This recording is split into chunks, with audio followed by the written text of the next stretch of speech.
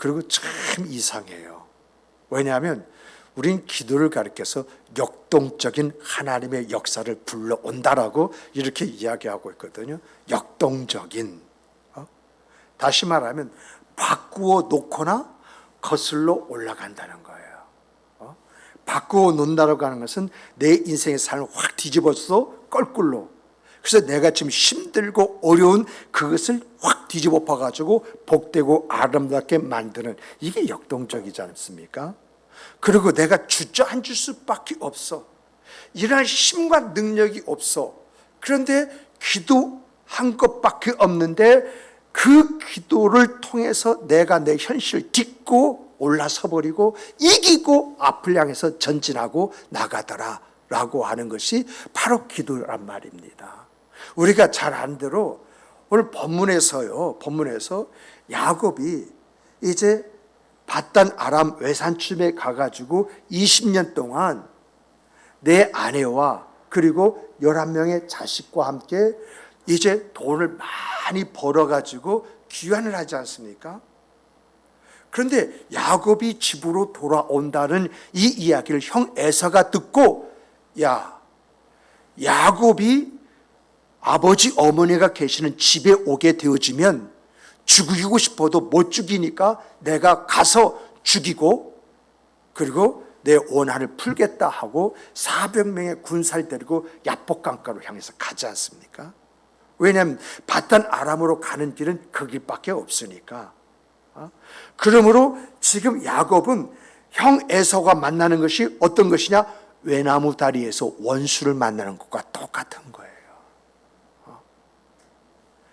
또 야곱도 형 에서가 이렇게 400명의 군사를 끌고 자기를 죽이러 온다는 소식을 들었잖아요. 그러다 보니까 야곱 안에, 야, 형한테 꼼짝없이 죽게 되었다.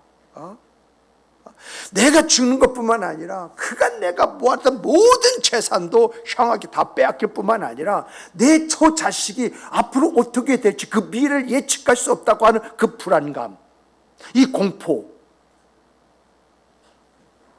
이럴 때 사람이 할 수 있는 것이 무엇입니까? 여러분과 제가 이런 상황 속에 놓여 있다라고 했을 때 여러분과 제가 할 수 있는 것이 무엇입니까? 기도하는 것밖에 없지 않습니까? 그래서 야곱이 야복강가에서 무릎을 꿇습니다. 그리고 하나님께서 응답하실 때까지 씨름했다라고 하는데, 이 씨름이 뭐죠? 우리는 기도라 이렇게 이야기하지 않습니까? 이렇게 기도했다는 것입니다. 얼마나 간절하게 기도했으면 환도뼈가 이골이 됐겠습니까? 결국은 하나님으로부터 어떤 이야기를 듣습니까? 이스라엘이다. 내가 하나님과 사람과 싸워서 이겼다라고 하는 이런 말을 듣지 않습니까? 그런데 우리가 좀 주목하고 봐야 할 것은, 이렇게 하나님 앞에 이스라엘이라는 말을 들었습니다. 내가 하나님과 사람과 싸워서 이겼다는 그런 말을 들었습니다. 그런데 변화가 있습니까? 그렇죠. 변화가 있다고 한다면요, 환도뼈가 이골이 돼가지고 야곱이 굉장히 절면서 지팡이에 의지하면서 이 야복강을 넘었다는 것입니다. 이 이야기는 뭐죠? 내 환경과 상황은 그대로 있고 더 그 환경과 상황이 나빠졌다는 것입니다. 하나님의 응답은 있지만, 하나님의 인도해 주실 것이라는 이 믿음은 있지만, 그런데 기대할 것이 없는, 하나님께서 어떻게 인도하실지 어떻게 역사하실지 모르는 그러한 상황 속에서 형 에서를 만나지 않습니까? 에서를 만났을 때 에서의 눈에 비춰진 야곱의 모습은 형편없이 절면서 다리를 끌고 오는 그런 자기 동생 야곱의 모습이 바로 그 눈에 들어오는 거 아니겠습니까?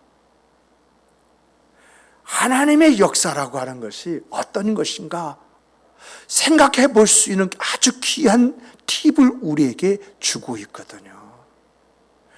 여러분, 정말 내 일평생 공들였던 그런 모든 것이 무너질 그 위기에 놓여져 있을 때에 어떤 충격적인 결과나 기가 막힌 현실 앞에서 불썩 안고 주저앉을 수밖에 없을 그런 때에 타이라든가 외적인 어떤 환경에서 자기 권리가 무시가 되어지고 자기가 하던 일을 포기할 수밖에 없는 그러한 상황 속에 놓여져 있을 때에 우리는요 어디에 하소연할 수도 없고 도움을 요청할 수도 없고 발을 동동 그릴 수밖에 없습니다만은 그럴 때에 내가 기도한다면 기도하면 다 돼? 이렇게 사람들이 비아냥거리고 내 자신 역시도 기도하면 이런 문제가 해결될 수 있어 라고 하는 의문이 들어온다 할지라도 기도하면 하나님의 역사가 있는 줄 믿으시기 바랍니다. 기도한 것밖에 없는데 하나님께서 내가 주저앉은 그 자리에서 나를 일으켜 세워주시는 거야. 기도하는 것밖에 없는데 하나님께서 나에게 힘을 주시는 거야. 기도하는 것밖에 없는데 다시 한번 시작해보자 라고 하는 굳은 믿음을 갖게 되는 것입니다. 그래서 기도를 역동성이 있다라고 이렇게 이야기하고 있거든요. 그런데 참 안타까운 것들이 오늘 우리의 현실 속에 있죠. 그게 뭐냐라고 하면은 이런 기도를 왜곡시킨 사람들이 참 많이 있어요. 그래서 우리로 하여금 기도하지 못하게 만드는 그런 일들이 있거든요. 크게 세 가지로 한번 살펴보면요. 여러분 기도를 명상으로 대체해버리는 사람들이 있어요. 요새 명상이라는 말, 이런 말 많이 듣지 않습니까? 그런데 이게 교회 안에 들어와가지고 기도를 명상으로 대체해버려요.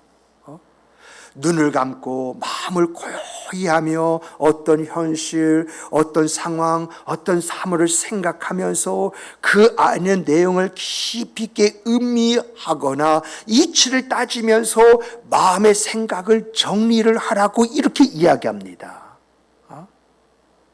사실 기도라는 게 뭐예요?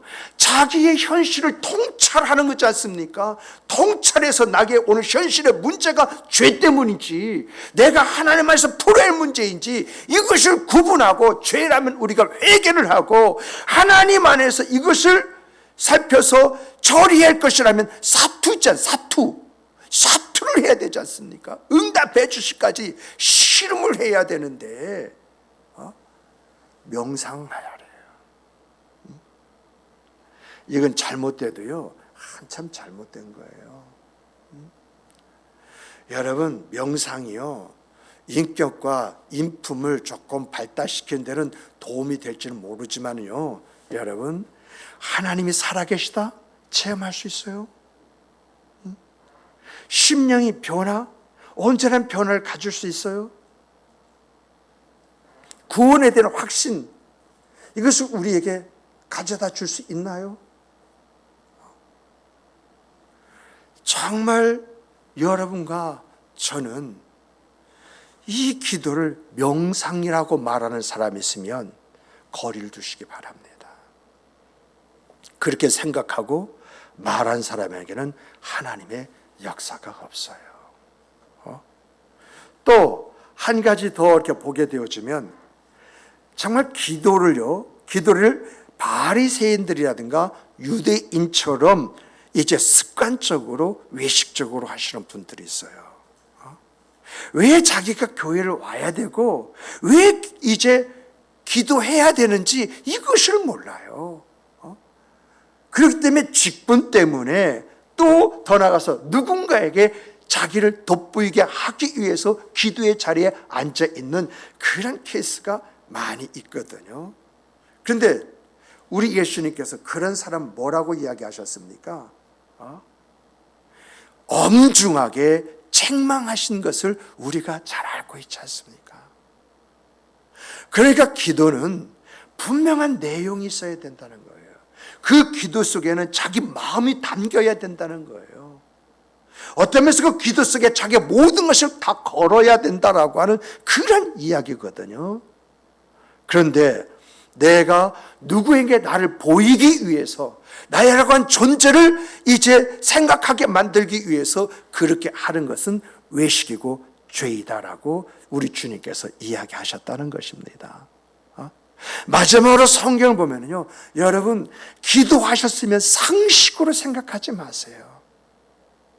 이 상식으로 생각하는 여기에서 하나님의 역사를 체험하지 못하고 하나님의 역사가 있다 할지라도 그 역사를 왜곡시켜 버립니다. 우리가 잘 아는 대로 사도행전 12장인가요? 거기서 보면은 사도 바울이 옥에 갇혔습니다.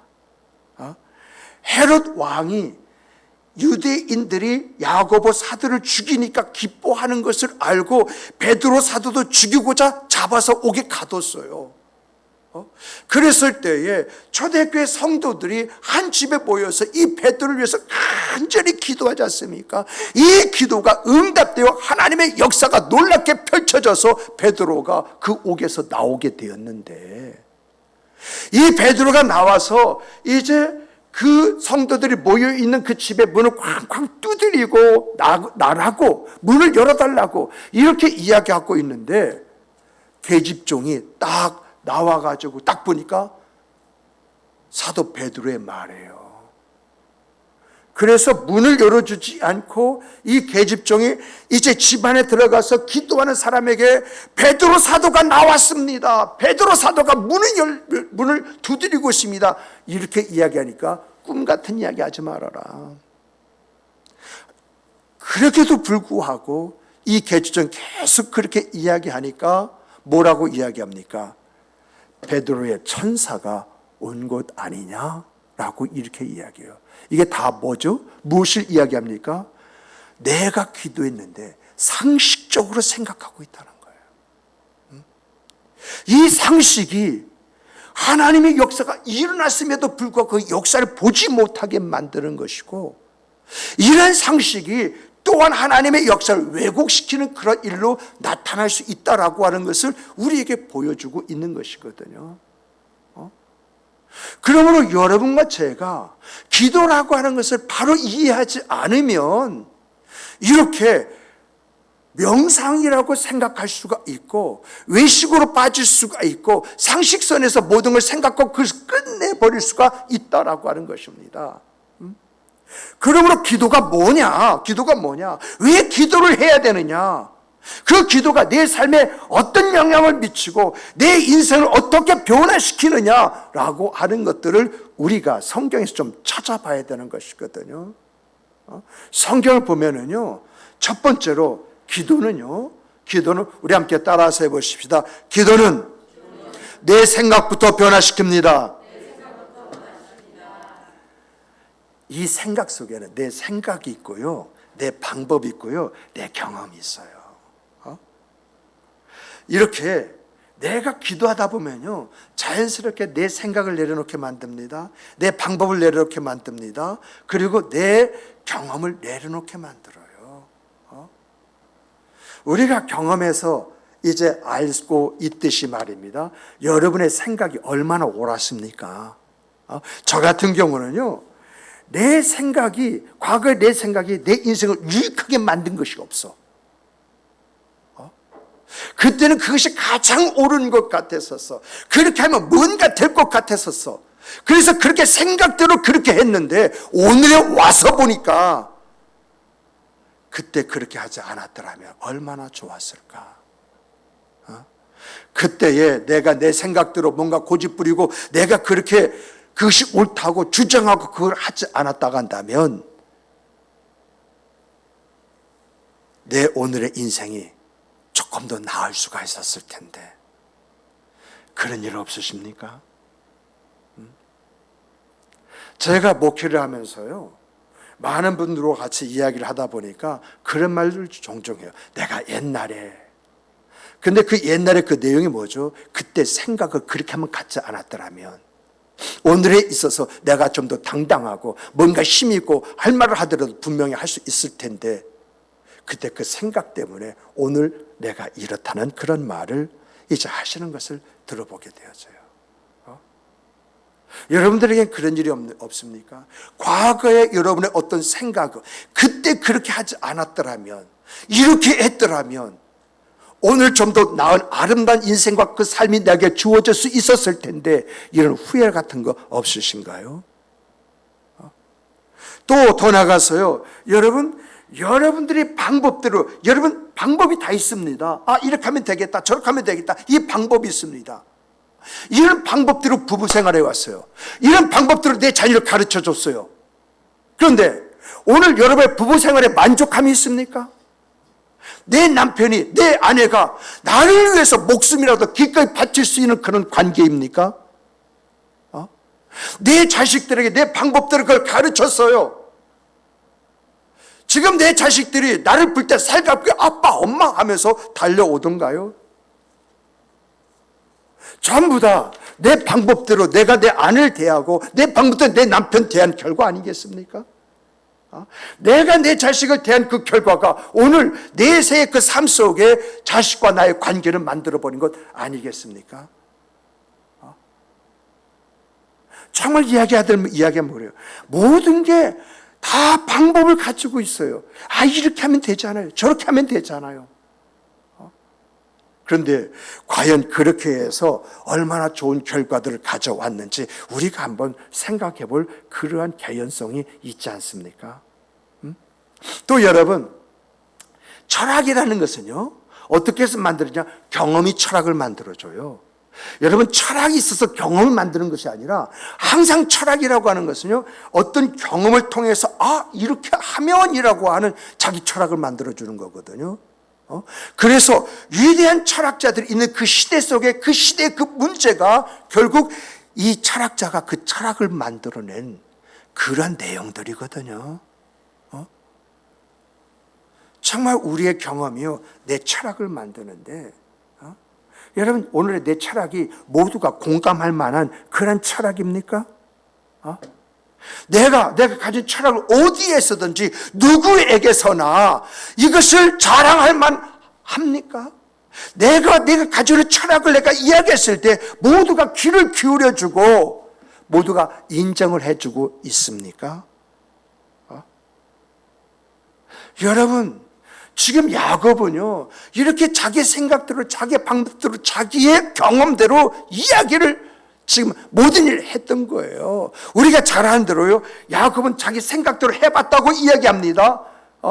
28절을 보게 되어지면 무슨 말이냐? 3번씩이나 종들을 시켜서 에서에게 예물을 보내면서 이 예물을 보고 받을 때 에서의 마음이 누그러뜨리지는 않을까, 이런 생각 가지고 종들을 보냈었다라고 이야기를 하고 있습니다. 분명히 야곱이 그런 생각을 했다고 성경이 이야기하고 있지 않습니까?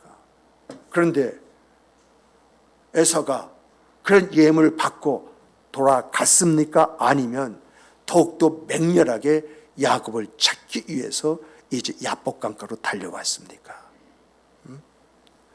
또 야곱이요, 인간적인 방법을 택하지 않습니까? 그 방법이 뭐냐라고 할 때 자기의 그러한 이제 종들과 그리고 자기의 가족들 이렇게 차례차례 보냅니다. 한꺼번에 보낸 것이 아니라 차례차례 보내요. 그리고 더 나가서 이제 자기의 모든 짐승의 떼를 차례차례 이렇게 보내요. 이렇게 자기 방법들 이렇게 하게 되어지면 혹이나마 한쪽이 무너지면 다른 쪽에서 이제 보존할 수 있지 않느냐? 이것이 바로 야곱의 방법이잖아요. 그런데 그렇게 했음에도 불구하고 야곱의 마음에 평안함이 있었습니까? 마치 사업하던 사람이 사업이 실패해서 부도가 날 때에 대체적으로 있는 없는 여기다 저기다 쌓아두고 숨겨두는데 결국 이것이 드러나고 나타나지 않을까요? 그런 염려와 걱정 없을까요? 똑같다는 이야기입니다. 그리고 야곱은요, 이제 모두가 다 보냈다라고 할 때 왜 홀로 광야에 남았을까라고 할 때 자기 경험이에요. 어떤 경험이에요? 20년 전에 어머니의 권유와 아버지가 이제 바단 아람에 자기를 보냈을 때 광야로 혼자 가서 신의 어때죠? 베델이라고 하는 곳에 도착을 했습니다. 혼자죠. 그래서 외롭고 쓸쓸하게 거기서 잠을 청하는데 하나님의 임재가 있지 않습니까? 바로 그거예요. 이런 자기의 경험을 살려서 나 혼자 있으면 그때 하나님이 찾아오셨듯이 나에게 찾아오시지 않겠느냐? 그러면 그때처럼 다시 서원 기도를 하게 되어지면 하나님께서 나를 도와주시지 않겠느냐라고 하는 이 얄팍한 자기 생각. 그런데 하나님께서 야곱을 그렇게 다루어 가셨습니까? 여러분, 환도뼈가 어딘 줄 아세요? 이 엉덩이 뼈에서요, 이 무릎 있죠? 이 무릎까지거든요. 이것이 건강해야만이 사람이 딛고 일어서 움직일 수 있습니다. 그러므로 환도뼈라고 하는 것을 뭐라고 볼 수 있느냐? 바로 우리의 생각과 우리의 방법과 우리의 경험입니다. 이러한 것들을 내려놓을 때까지 천사와 씨름을 했다고 이야기하고 있지 않습니까?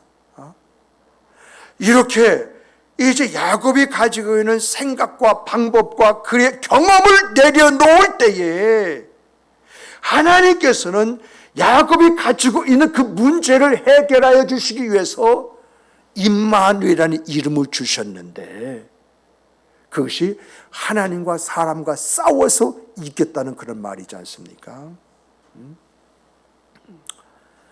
이런 데서 우리가 보고 알아야 할 것은 뭐냐면요, 하나님의 역사는요, 우리 안에 있는 우리의 생각, 우리의 방법, 우리의 경험, 이런 것을 변화시키는 데서부터 시작이 되어진다는 거예요.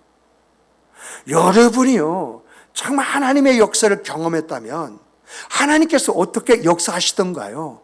여러분의 생각부터 변화시키지 않습니까? 생각, 그리고 방법, 그리고 경험을 변화시켜서 믿음으로 반응하게 하시고 그 믿음 속에서 역사하시는 하나님의 섭리를 여러분과 제가 경험했지 않습니까?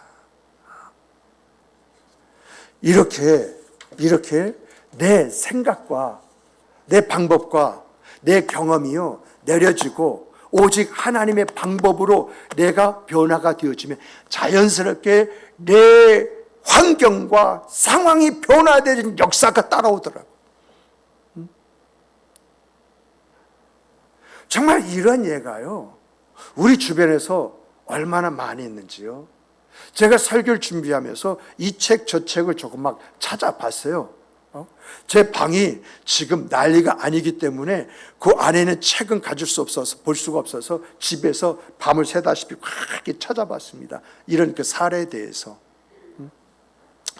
정말 이런 분이요, 우리 주변에 참 많다라고 하는 것을 이렇게 다시 한번 살펴봤는데 이런 분이 있었어요. 한 신앙의 그 여성이요, 결혼해서 남편과 행복하게 살면서 두 아이를 두었어요. 그런데 이 여인이, 이분이 동창회를 갔다 와가지고 시험 들고 실족을 해버렸어요. 자기 남편에게 불만이 이제 생겼고 자기 아이들을 보면서 자기 아이들에게 무엇인가 화를 내는 그런 일들이 잦아졌어요. 정말 시간이 가면 갈수록 말입니다, 자기 분노와 자기 연민 있지 않습니까? 이런 것이 빠져서 신경질적인 그런 사람이 되어갔어요. 꼭 하면 아이들에게 잔소리를 합니다. 잔소리가 농도가 너무 진한 거야.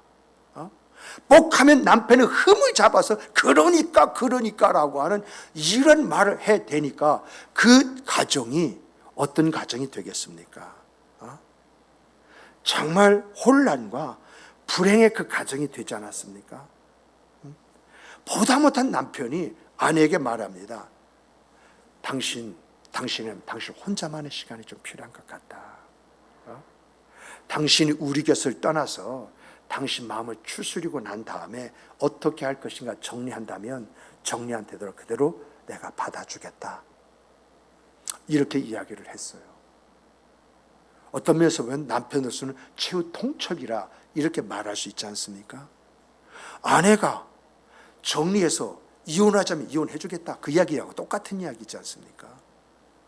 그러나 다시 한번 해보겠다면 당신을 후원해 주겠다라고 하는 그런 이야기예요. 그러니까 정리하고 돌아와라, 그런 이야기거든요. 근데 이 이야기를 듣자 이 부인이 충격을 받고 더욱 분노를 해버립니다. 내가 자기를 위해서 이 집안에서 어떻게 했는데, 내가 이런 환경 속에서 내가 이걸 견디면서 이렇게 해왔는데 하는 그런 생각에 자기 서름에 빠져서 울기 시작합니다. 그러다가 욱 하는 그런 마음으로 간단하게 가방을 싸고 집을 가출해버립니다. 근데 막상 나가보니까 갈 데가 없었습니다. 막연했습니다. 그러다 보니까 다시 집에 돌아갈까라고 하는 생각도 있었지만 자존심이 허락하지 않았습니다. 그런 가운데에 이제 시장길을 느껴서 식당에서 밥을 먹으려고 들어갔는데 식당코 앞에, 자기 바로 앞에 장애인 아내를 둔 남편과 두 자녀가 대화를 하면서 밥을 먹는 모습을 봤어요. 아내가 장애를 가지고 있는데 남편에게 왜 여기로 왔느냐, 음식이 맛이 없다, 먹기 싫다, 나가자, 자꾸 이렇게 이야기하는데 남편이요 그 아내를 달래는 거예요. 달래면서 이제 그 밥숟갈에다가 반찬까지 얹어가지고 한 번만 먹어봐 이렇게 하니까 옆에서 두 자녀가 엄마 이거 진짜 맛있어, 엄마 정말 맛있어, 엄마 한번 먹어봐 이렇게 하고 있는 거예요. 정말 이러한 모습을 보면서 행복하다라고 하는, 저 가장 참 행복하다라고 하는 그런 생각보다는 안쓰럽다. 정말 남편과 아이들이 고생을 한다라고 하는 생각을 하고, 그리고 호텔에 들어갔습니다. 호텔에서 잠을 청하는데 그 장애인 아내와 자기가 비교가 되어지고, 장애인 아내 남편과 자기 남편이 비교가 되고, 장애인 이제 엄마의 아이들과 자기 자식이 비교가 되어지는 거예요. 어떤 면에서 보면은 자기가 지금 장애인의 그 아내와 같은 바로 그 사람이 아닌가?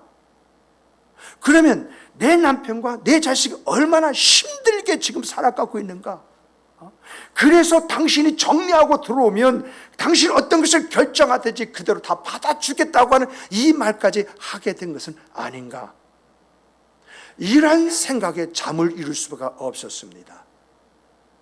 그래도 이 사람에게는 뭐가 있어요? 신앙이 있어서 새벽녘에 이제 무릎을 꿇고 하나님 앞에 기도합니다. 하나님, 내가 내 가정을 바로 세울 수 있겠습니까? 하나님, 내가 옛날로 다시 들어갈 수가 있겠습니까? 하나님, 무엇봐도 내가 먼저 변화가 되지 않으면 내가 원하는, 그리고 우리가 원하는 이런 생각, 그 삶을 살아갈 수가 없습니다. 하나님, 자신은 없지만 다시 한번 시작해 보겠습니다. 그리고 집으로 돌아간 다음에 아내에 관한 신앙서적, 아이들에 관한 신앙서적, 그리고 남편에 대한 신앙서적, 이런 서적을 사서 읽어보면서 그렇게 해보려고 애를 쓰고 수고하고 노력을 합니다.